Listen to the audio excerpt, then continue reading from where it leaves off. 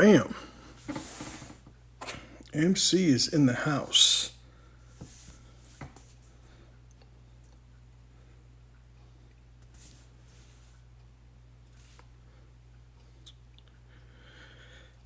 All right, guys. As more people jump on, I'm just going to do some housekeeping. What I'll wind up doing is taking this video and putting it on my YouTube channel. So for those people who are watching it there in the future, I don't want you guys to have to sit and wait for a bunch of people to join the video. So a couple things. Number one, if you have not subscribed to my email newsletter subscription service, I don't think it's subscription, it's free, right? I think it's free. If it's not a subscription if it's free.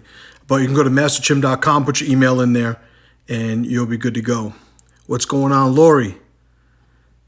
What's up, folks? Guys, just so you understand, like, this thing scrolls and I miss comments all the time, so I don't want you thinking I'm ignoring you. I'm sure there'll be some people at some point I will be ignoring, but let's not let them know what's going on. All right, so masterchim.com, sign up for those emails. So it's been a while since I've done a live video, which is a good thing, or for good reasons, I should say. I guess good is relative to the person who's making the assessment. Some of you guys that have been sending me messages asking me when I'm going to do a live video, I don't think it was good for, but I do appreciate those times. You guys shout me out, send me little messages here and there saying that you miss me. I will say, though, that I am busy doing stuff that matters. And with that being said, it is important that I still do connect, with the people who are not inside any of the walls of the alliances that I have going on offline. So that's why I'm here, right? So what I did was I actually sent out a message to a bunch of my guys, and I said, listen, I want to do a live video, and I want you to give me some questions, give me some topics, questions, something to discuss. And these were the main questions that were sent. And I think there were a few of them that I didn't choose, a couple I didn't choose. I didn't send it to a big list, but these are the three that I focused on. So I did send an image out of these questions here. I'm just going to mention it anyway. So E-Train in the house. What's up, brother man? So the three questions I'm going to be answering, and I'll go through this quickly before I actually answer them, or discuss at least. Number one, what can you do when you're losing and everyone around you is winning? Number two, how do you stay focused when growth becomes seemingly infinitesimal? It's a good word, infinitesimal. And number three, regarding the in-tribe psychopath, is that even possible? If so, how is that alliance closed loyalty maintained? So I guess a disclaimer of sorts before I get into any of this. You guys have been following me for a while, understand that I've been coaching for over 20 years.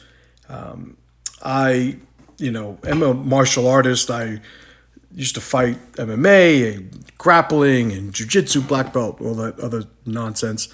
I've written a book on homeschooling. My wife and I have 4 children that we homeschool. I am a business consultant. I've worn different hats in the business world, but I'm somebody who's very much interested in a consistent progress and a consistent pressure to sort of create, to instigate, inspire that progress. Now, as far as my education is concerned, I have a lot of practical experience. I have a lot of the education that comes with, running multiple businesses, coaching people in different applications, whether it's martial arts, business, parenting. There's plenty of people who have come to me for different reasons over the years, and I've been fortunate enough that the sum total of my experiences have sort of given me some insights, some content, some power that I was able to share. But all that being said, I am not a licensed, degreed psychiatrist or a doctor of any sort. I am not even by trade, psychologist. I am somebody who is what I just described. So if because and then the reason I'm even saying this because we're going to be talking about psychopathy and sociopathy and narcissism and to some extent, and I just don't want the waters to be sort of muddied with how I'm presenting myself, in terms of my qualifications.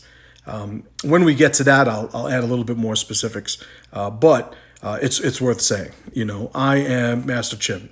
Justin Garcia, known as Master Chim, and I just have opinions that are based on my experiences, insights, and whatnot. I do not claim to have any licenses or degrees or good job cards from any universities. So all that being said, let's get into the first question. Now, if you guys have questions regarding my answers, the format is such that I'm probably not going to see it. So I apologize beforehand, but this is fucking Instagram. Like the damn screens, it's a mess. So if I do happen to catch it, I will try and address it. But if not, maybe at the end I'll go back and see if there were any there worth addressing. But they only give you an hour here, so I'm already, I think, 6 minutes in. So let's hit it. So, obligatory monster. Number one, what can you do when you're losing and everyone around you is winning? So when I saw this question, a couple of specific people, popped into my mind, specific to my life. And in those instances, the first sort of context that I drew, right, because everybody's going to have their own association. What I thought of, my own biases when I saw this, was the individual, and this is who I'm going to speak on, the individual who does not utilize or leverage the power that's available to them, right? So one of the biggest things that I found with men and coaching men, and not only in the martial arts world, but even in business, certainly when it comes to, marriages and dealing with their wives. And, one of the things that I find that men have a disproportionate amount of trouble with is trusting the perspective of people around them, right? So if you are an individual who surrounds yourself with powerful people, right? Because the premise of the question is everyone around you is winning. I'm assuming that the everyone that's around you is connected to you. If they're not connected to you, if you are just observing them, then, I could sit and watch, from an observer's point of view, anybody doing anything. It doesn't mean that I'm interacting in a way that would influence my behavior. But if you are connected to these people and they are all winning and you are not, well, there's something to be said for, well, what are your formulas for allowing yourself to have access to that power, for lack of a better term? The biggest obstacle that I've seen with people, specifically men, is they don't want people to correct them. They don't want people to tell them that they're on the wrong path, that they've stepped off the path. They don't want people to tell them that they are in a situation that they can't see, but the people close to them can. And there's one thing, I should say, it's one thing to have a level of an aptitude, a level of qualification, a skill set even in a given endeavor. It's another thing to have so much of those attributes that you think that there isn't more to have, right? It's one of the, arrogant aspects of I would say, a lot of men. It's this, they're so eager to use what are called universal quantifiers, right? And in math, a universal quantifier is, if you're talking about, acknowledging or I should say, insinuating that there is a closed set of possibilities, and when you use terms like always, never, it assumes that not only is there a closed set of possibilities to begin with, but that you have a handle on it, right? It's something that people say, sort of haphazardly. They're not really thinking it through, but it's it borders on an almost like an unconscious arrogance, to use things like always and never. because it allows you the sort of train of thought whereby you know all of the variables involved, right? So all that being said, why am I establishing that first? It's because most men in my experience don't understand that they are seeing a subset of information that is available to them. They are seeing a shadow, sometimes a reflection, at a minimum, a partial picture of what reality is. And when we have people around us, one of the biggest benefits of even being around other people in the first place is because we get to create a synergy based on our own capabilities and resources, and one such resource is perspective. If you are somebody who has a point of view on a given thing, and you have people around you that you trust, and by trust, what does that mean, right? Because a woman could trust a boyfriend that beats the shit out of her every day, right? So it would be ill-placed, right? We would say, but I'm using it in a sense, using the word trust in a sense that they have established or vetted by whatever process they have that these people around them are looking out for their own best interests, right? Meaning my friends are looking out for me, right? So if you have a group of people around you that are vetted in that way, there is a resource in that, right? There is a benefit to that. And to not use that, it starts to create a problem when you get to this question, when you're asking, what can you do when you're losing and everyone around you is winning? Is like, well, have you asked these people?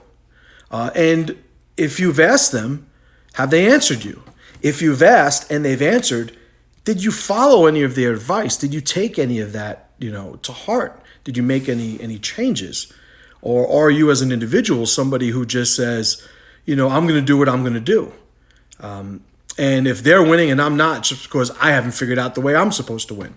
And there's this sort of self-isolation, theme in that type of thinking that, you're never going to be able to benefit from the resources and leveraging the resources and the synergy that comes along with it, by being part of a tribe and being around other people. Right? So to get back to the question, what can you do when you're losing and everyone around you is winning? Well, losing and winning are, it's being used in this question as 2 points on a spectrum. At least that's what's being, inferred, that there is a spectrum. On one end is losing, on one end is winning. And I bring that up because it connects the two. It means that, you and they are on the same road, just at different sort of positions on that road. You're on the same ladder, just on different rungs. Well, if they're winning and you are not, why would you not ask them how they've done that? What are the formulas that they've designed or discovered, or formulas that were shared with them through a process that you may be lacking right now, that allowed them to get to where they are, right? One of the things I do as a business consultant, whenever a business that I'm working with needs a website, and it's an individual, or let's just say it's a niche that is not mainstream, somewhat obscure, and they're at the point where they're trying to brainstorm on how it is they want to sort of brand themselves. And we're discussing how we could sort of logistically make that happen with the design of their website. One of the first things I do, and if any other copywriter or business consultant says they don't do this, they're full of shit, I look at what's working. I look at other businesses. I look at the people who have already sort of solved these problems.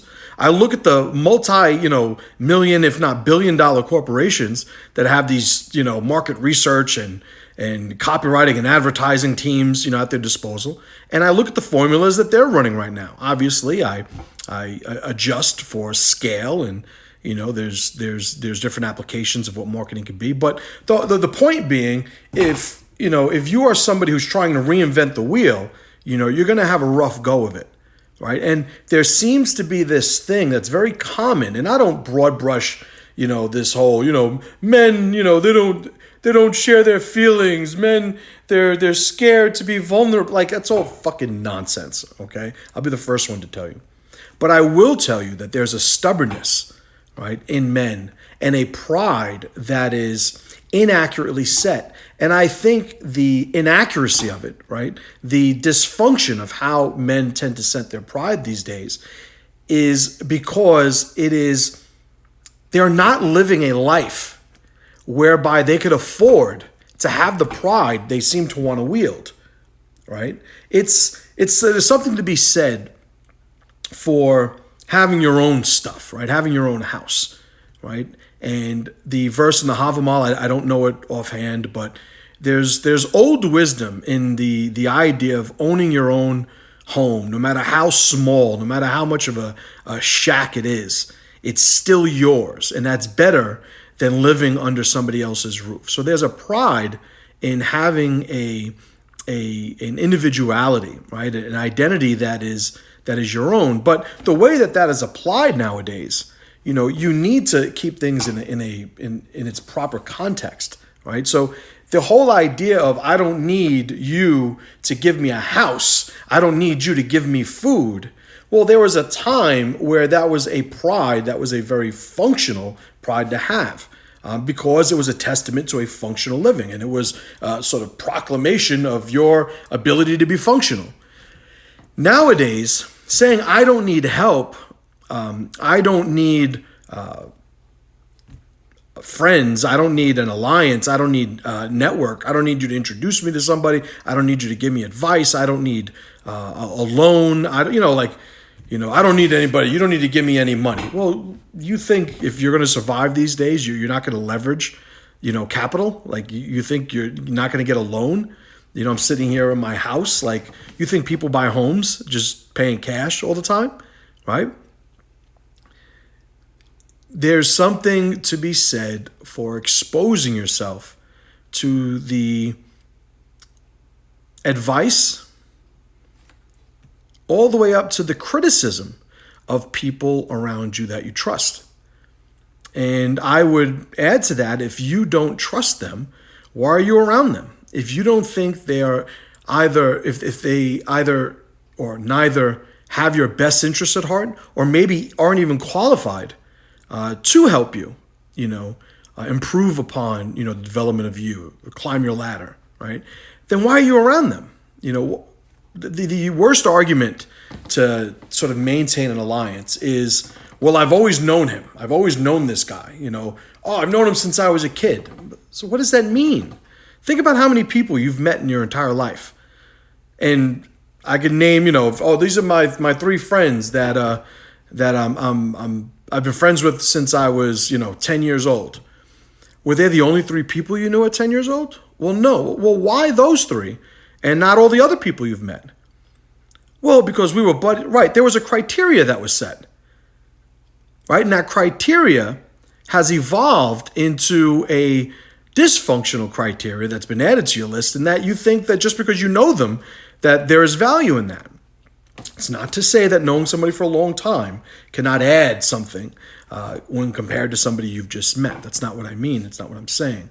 What I am saying is that just because you've known somebody a long time is not an argument for continuing to invest resources, in that alliance. It's just not an argument for that, right? So you don't want to get to the point where you scale up that mindset to the point where you're like, well, what have you done for me lately? You don't do anything. Like, it's not this sort of, transactional, if you do something for me, I'll do something for you. And hey, I've done 3 things for you. You haven't done anything for me lately. You got to catch up. That's not what I mean. But what I mean is there needs to be synergy. There needs to be an argument for the energy that you are contributing to this alliance is an investment.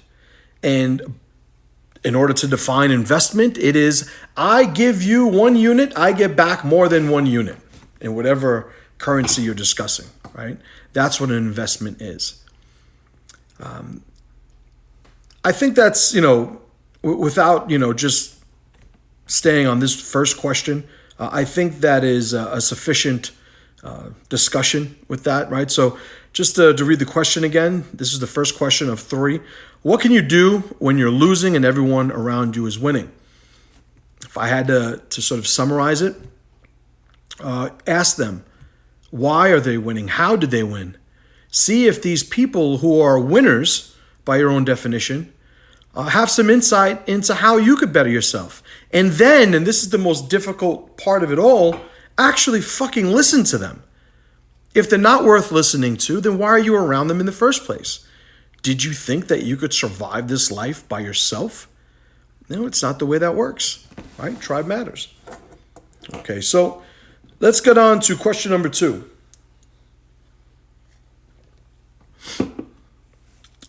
How do you stay focused when growth becomes seemingly infinitesimal? Okay, so at any point you are either growing or shrinking. The sort of spectrum that we use, the metric that we use to measure that at a minimum is time, right? So let's say that it takes you 10 years to get a Brazilian Jiu-Jitsu black belt, right? Well, what if instead of 10 years, you reached a 10-year mark and you still don't have a black belt? What do? You tell yourself, well, I'm either going to continue or I'm going to stop. Well, why would you stop at that point? You would stop because you told yourself that the only reason I'm doing this is to get that black belt. Well, if you continue going, then at that point you have to acknowledge, well, maybe there's something more to this than just the goal that I set in front of me, right? So when it comes to growth, we want to say, we want to be able to swap that out with progress, right? Implying that there is improvement, that you are gaining more abilities, you are gaining more resources. You have more to show for the investment of your time in this process, right? How you stay focused when growth becomes seemingly infinitesimal. Number one, we understand that we're not seeing all of the progress that is happening. I'll use the example of the Karate Kid, right? Wax on, wax off, paint the fence, sand the floor. He had no idea he was now, I know it's fucking fictional, it's Karate Kid. He had no idea what he was doing. He had no idea the progress he was making. To not use a sort of fictional example and use something a little bit more realistic, one of the analogies I'm always using is riding a skateboard. I rode a skateboard when I was a kid, not very well, right? Wasn't really my thing. I was more of a BMX, trick, bike rider sort. But I always use the analogy of, let's say that I wanted to teach you how to use a skateboard. And I wanted to give you a university level class, a course on riding a skateboard, the physics of it, foot placement, balancing, center of gravity, like all these different things. Anything that I could take from learning how to ride a skateboard or how one rides a skateboard and could present in some sort of academic light on a whiteboard in a classroom setting, let's say that I did that. That still does not mean that when you get on the skateboard, you're not going to fall. It still does not mean that you don't have to, first off, get on the skateboard. So how does that apply? Or what does that have to do with what it is that we're discussing here? Well, it has to do in that there is progress that you are making that you're not aware of. There is progress that you're making that has not even entered your worldview. You have not even conceived of the things that in the future you will be trying to improve upon. And sometimes you don't see them because, they're on the path that you are, but they're just around the bend, right? They're just over the hill. They're just out of your sight. Which leads me now to another analogy, dancing, right? I enjoy dancing. I am not a good dancer, but I enjoy dancing. I would venture to say that everybody enjoys dancing. Just the majority of people don't like doing it when there's anybody else around, right? But when you are dancing, You are not working towards the end of the song. You are not working toward your final move, right? Dirty Dancing, right? You catch your wife. So what is it then about dancing that is so enjoyable? I would argue it's because the process itself is something that we enjoy. So getting back to the question, how do you stay focused when growth becomes seemingly infinitesimal? Growth is nothing more than a carrot on the stick. Growth is a fixture that allows you to sort of orient yourself in your circumstances and the landscape of your life so you understand which direction to go. But it's not something that is supposed to make or break, what it is that makes you a success or a failure. The process itself is where you should be looking to get that value. Now, when I said that there are things that you in the future will be trying to improve upon that are further on the path that you're on right now that you can't even conceive of yet, that is as universal as anything. There's going to be a time where you are, either older or you are at a higher level of ability or status or things have entered into your life that you have no idea of, no conception of right now. And at that point, you will have to sort of reassess where it is that you're supposed to be going, right? So I know when I was a kid, right? When I was a kid, let's say, 8, 9 years old, 3rd, 4th grade, I wanted to be a marine biologist. Why did I want to be a marine biologist? Because at that time, they had syndicated the show Flipper. If you guys remember Flipper, right? The dolphin. And I'm like, yeah, I want to work with Flipper. I want to work with dolphins and be by the beach and just stay in the water and be underneath the water and snorkeling and scuba diving. And it sounded great when I was 8. It's not to say that I wasn't being honest, but what makes you think that the dreams you have when you're 8 are any less valid than the ones you have at 28 or 38? Who's to say that, sure, by the time I was 13, 14, all right, I'm not going to be a marine biologist.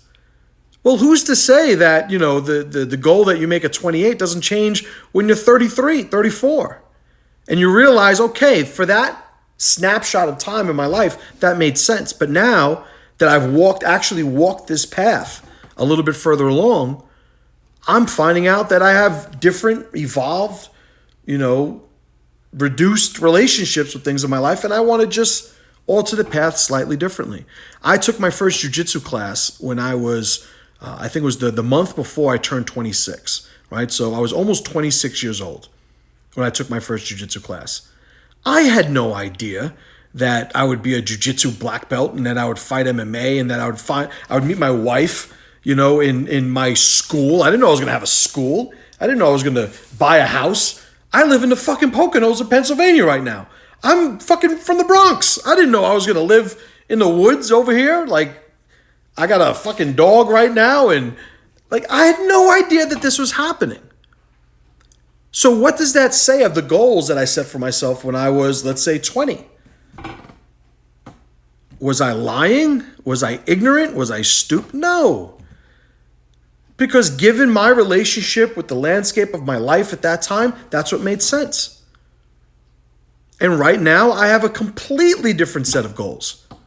And I know 5 years from now, 10 years from now, if I'm even alive, right? Because that's a pretty big fucking assumption everyone makes, that you're going to be here. I know, but down the path, that I am definitely going to have different goals. So what's the value then? Why do we even set these goals right now? We do it because it gives us a direction. But once we've had that direction established, it's the process that we need to enjoy.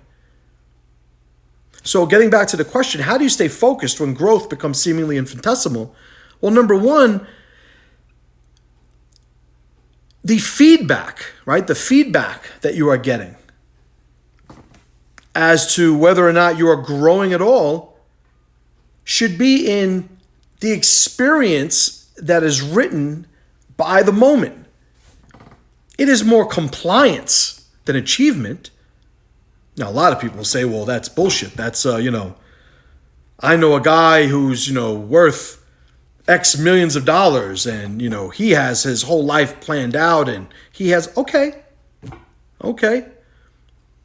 Then you should do that. I know a lot of people that are worth a lot of millions of dollars too that are cunts, that are on their second, third, fourth marriage, that are physically frail, that pay people like me to come and help them be better men with all their millions of dollars. You got to understand, the idea of balance, right? And this is something I bring up with my coaching students a lot, balance. Balance is not a sort of equitable distribution of time amongst all the facets of your life, right? That's not what it is. I train 7 days a week. Well, you need to take a day off. Why? Because you need balance. That's not the way that works. I like using the metaphor, analogy, of being on a surfboard. Or I'm getting the visual of the Karate Kid when he was on the rowboat, the canoe, and he had him standing on the edge. And he had him doing some kata, and he, eventually rocked it, and Daniel fell in. Balance is not falling off the canoe. It isn't staying in the middle. It is because the thing is, there are going to be elements of your life, factors in your life, forces in your life that look to push you out of balance. And you have to stay in tune with those forces so that you can counter them to not fall off the boat, right? Well, somebody who is so tunnel visioned, so disconnected from the now because they're so connected to the goal, it's not the way life is lived. You can't tell me, well, this guy is driven ever since the beginning. He knew he was going to be, the CEO. He knew he was going to own his own corporation. He knew, well, there's something to be said for individuals' natures also, right? I always knew I was going to be an entrepreneur.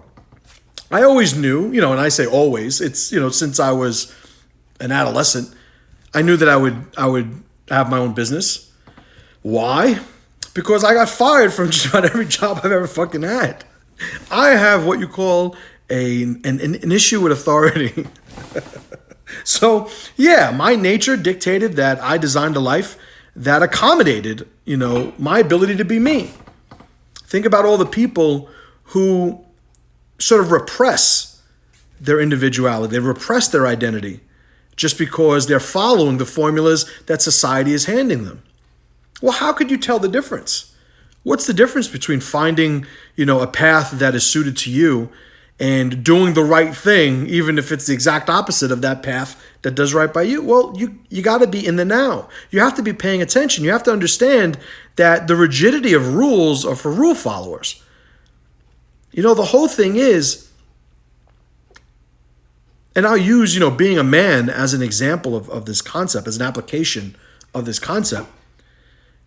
Being a man is a state of being, which means it's a successive, continuing snapshot of time over and over and over again. It's not something that is a minimum income level or some other, predetermined set of criteria on a list, 2.7 children, 14.6 years of education. Like, that's all fucking nonsense. It's about balance. So let's get down to the third question. In-tribe psychopath, right? Is that possible? If so, how is that alliance or closed loyalty maintained? Okay, so in-tribe. In-tribe is a It means inside, internal tribe, right? So somebody that is in your tribe.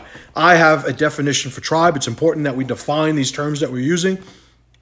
So a tribe is a group of individuals that are collectively moving toward the survival of their group identity. Usually we use tribe. We could say it's an alliance of many individuals around a common mission. But usually where legacy is involved, more, practically in life, where we're having children, where we are now looking to invest in generations that go beyond, my own life. That's where I like using the word tribe, right? So if we are a tribe of employees at a business, that is not the way that I would use tribe, right? I would say, a team, it would be more appropriate. And it's semantic, it's not, I don't think there's right or wrong, but just to keep terms understood, that's how I define tribe, right? So in tribe psychopath. Now, psychopath, how are we describing a psychopath? Well, again, and if you look at the disclaimer at the beginning of this video, I am not a psychiatrist. I am not a licensed therapist. I am not any of that. I am somebody who has taken an interest in the different aspects of human nature, and certainly deviant behaviors and the factors involved in, people who achieve excellence, things that overlap with the qualities of power, right? A lot of these things, you're dealing with, different, what would be called mental disorders and, things that scale up because it's often presented as a spectrum of narcissism all the way up to psychopathy. And I'm not going to get into the labels of those because I'm not qualified to do that, right? So full disclosure. What I will say is if you are somebody who has a certain amount of traits that happen to be in common with what qualified individuals would label as psychopathy, then we could discuss those traits, and we could discuss those traits in an individual who is a member of your tribe and how that would play out, right? And so when it comes to psychopathy, a couple of different things that are commonly agreed upon, and we'll break it down to those traits and then we'll deal with those traits. One of them is impulsivity, lack of empathy, being a pathological liar, being somebody who is almost predatory by nature. Now, in society, and this is information that is available to anybody, it is commonly understood and accepted that psychopaths, people who would be classified as psychopaths, are less than 1% of the population. People who are sociopaths are less than 10% of the population. People who are displaying narcissistic behaviors and traits, I would argue, is almost everybody in the fucking population, right? So it's important that we understand what that sort of spectrum and scale look like in terms of, well, what's more important to us? Like, what are we really going to run into, in the course of our lives? And I would say, and this is, I don't think this is skipping the question. Let's deal with psychopathy first. So the more extreme characteristics of what would be known as psychopathy, according to the traits that I just listed and a whole slew of others, there's a Dr. Hare, I think his name is Robert Hare. He had made a list of, I think, 20 traits of psychopathy. It's not, it's neither here nor there for our purposes right now. The whole thing is, if somebody is a true psychopath, meaning they are displaying a number of those traits that are on that list, they're going to be a terrible member of a tribe, even in a leadership position, because there's somebody who is constantly going to be looking to design their lives according to them.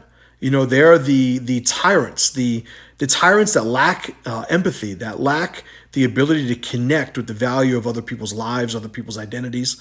They are the great tyrants of history. They are, the people who would do things out of curiosity that, non-psychopathic individuals would find just reprehensible, disgusting. They're the people that have no remorse. They're the people that, listen, I am going to do whatever I want to do because I am more important, more capable, more significant.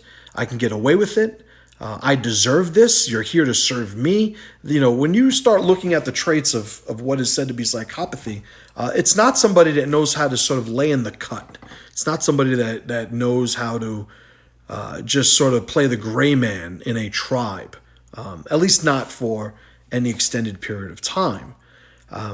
Because when you start scaling up that level of behavior or those level of traits to the point where they would start using the term psychopathy, you're now talking about an impulsivity, right? There's little value in appeasing anybody, in that mindset.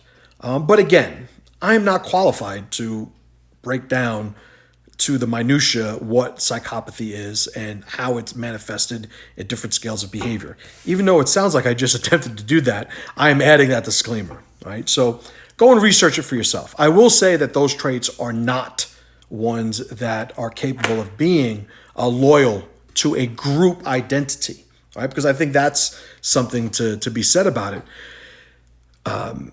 When you look at the scale that begins with narcissism, goes through, what's called a malignant narcissism, through levels of sociopathy to the point where you get to psychopathy, being a psychopath.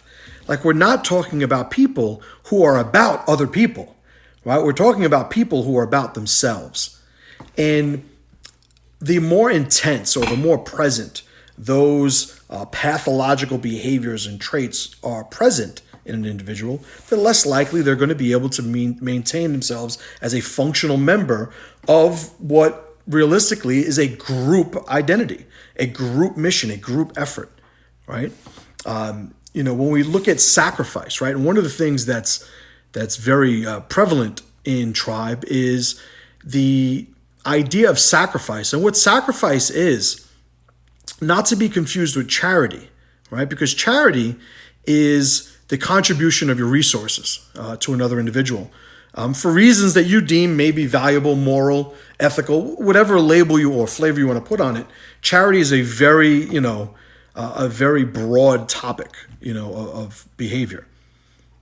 Now, sacrifice is the same contribution of your resources, but to a quantifiably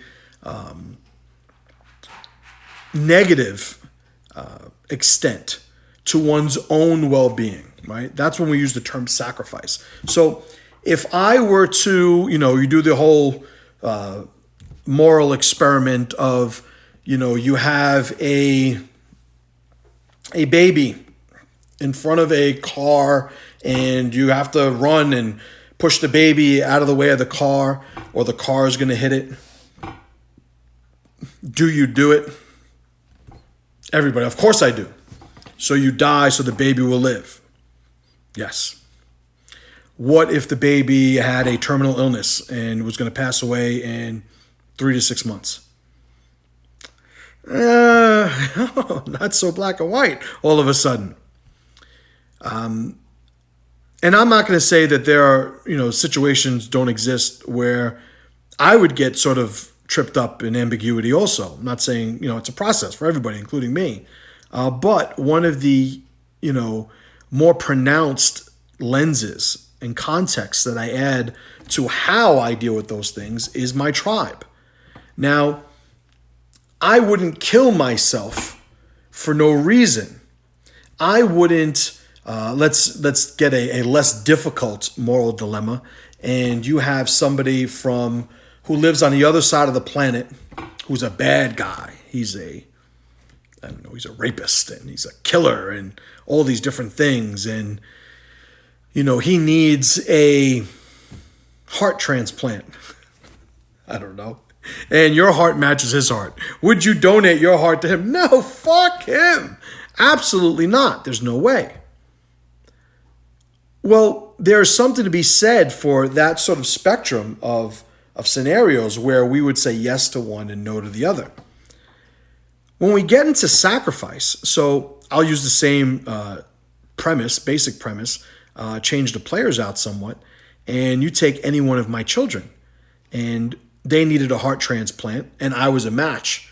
Would I give them my heart at the expense of my own life? Absolutely, in a heartbeat. One of my kids is in front of the car, I would absolutely push the kid out of the way and sacrifice my life to do that. Because in tribe, there is a functional connection in identities that builds, in that we see these other individuals as extensions of us. So I am not, in a, dare I say, evolutionary sense, dying if I am able to invest my life to save a member of my tribe. We call that type of investment sacrifice, right? But it is an investment, practically. So, okay, now, there's just a baby and, in front of the car, and, you don't want to see the baby die, but if you go and save the baby, you're going to get run over. Would you do it? Everybody says yes. Well, now I add, okay, and you are married with 4 kids, and all your kids are young, and your wife is a stay-at-home mom, and you're the sole source of income.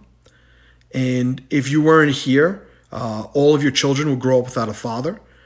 Your wife, her whole life would be changed upside down, not only from your absence, but now she has to go outside the house and make a living and earn a living with 4 young kids. Would you still jump in front of that car to save that baby? It starts to get a little muddier. For me, absolutely not. I absolutely would not.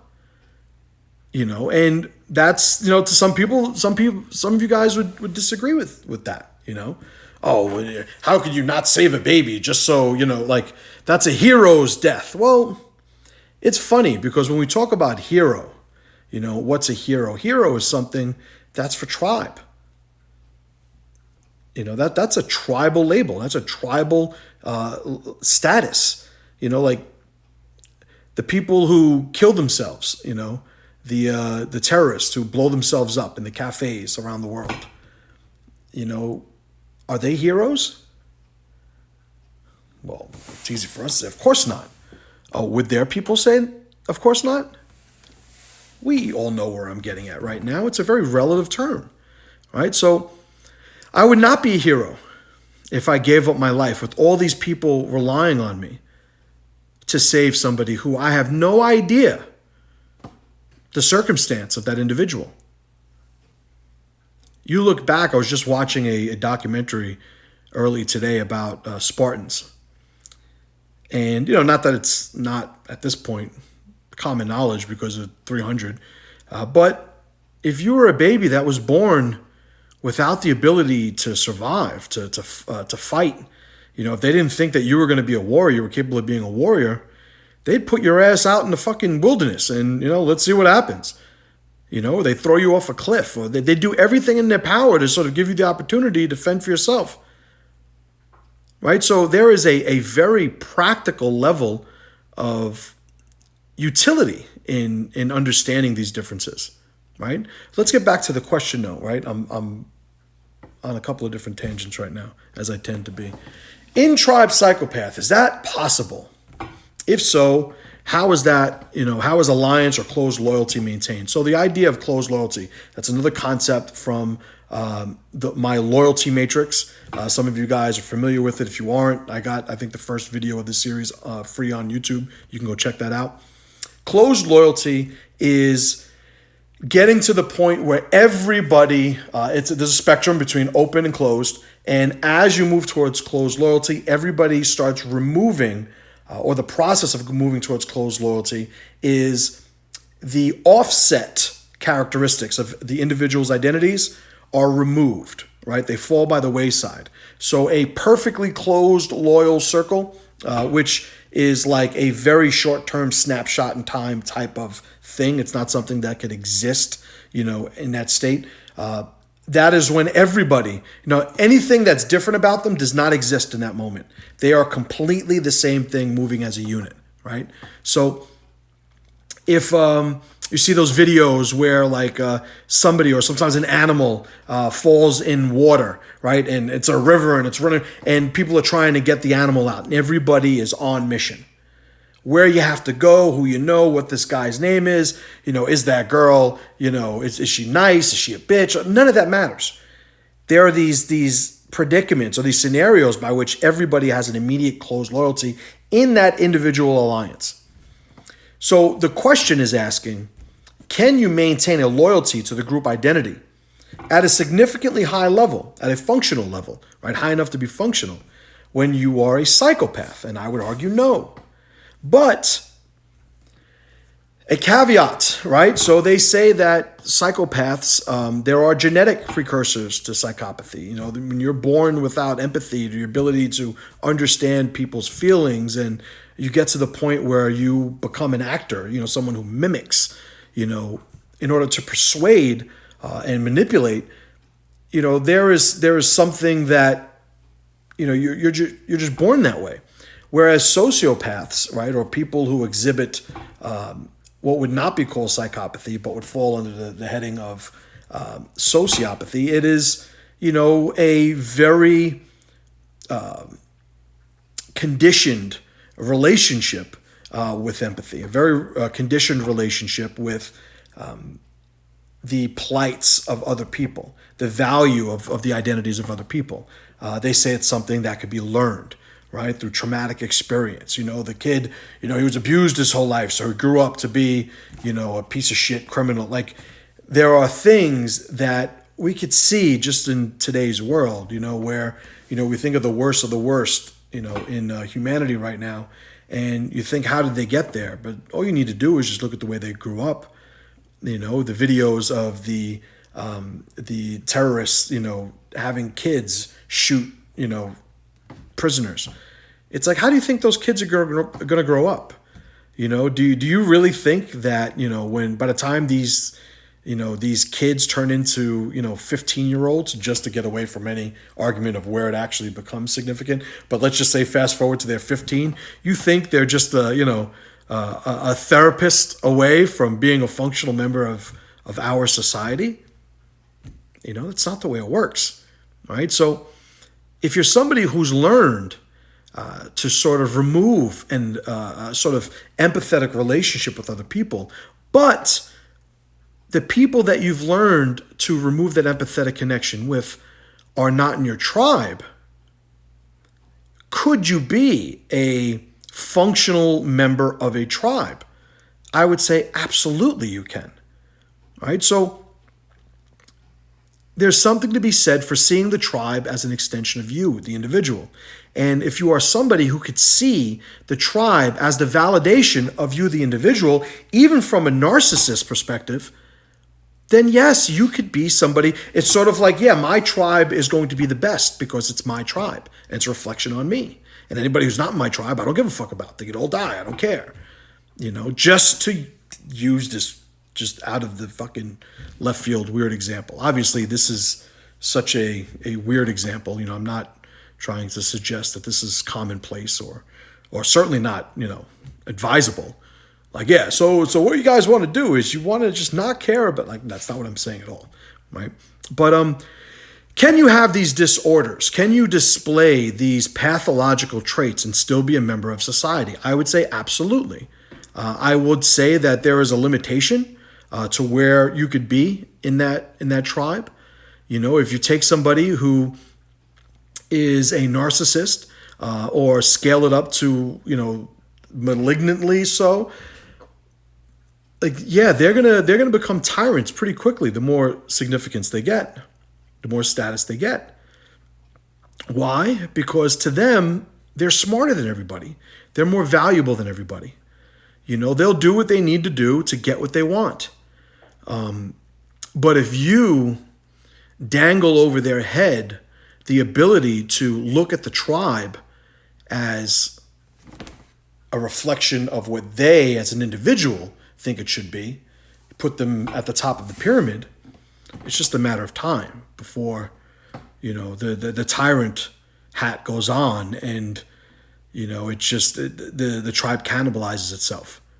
And you could see that in different examples. And, it needn't be this, Hollywood glorifies these traits in individuals. It's, the psychopath is Hannibal Lecter. There's a great scene in, we were just discussing it the other day. I think it was from Silence of the Lambs, where Hannibal Lecter escapes.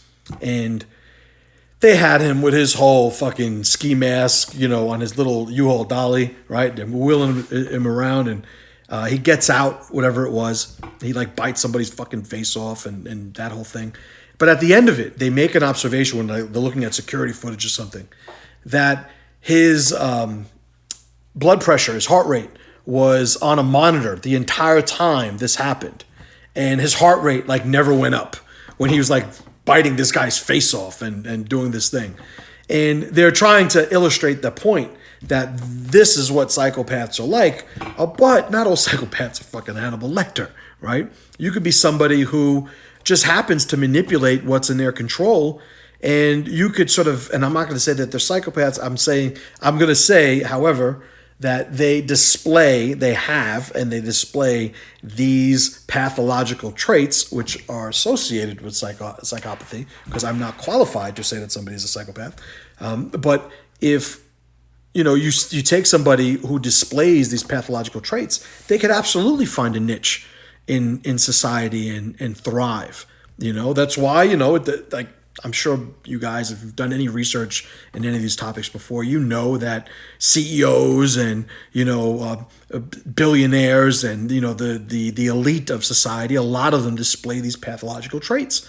A lot of these people don't look at other people as people to be helped, And then on the other side, you have the pathological altruists, right? The people who think everybody needs to be helped.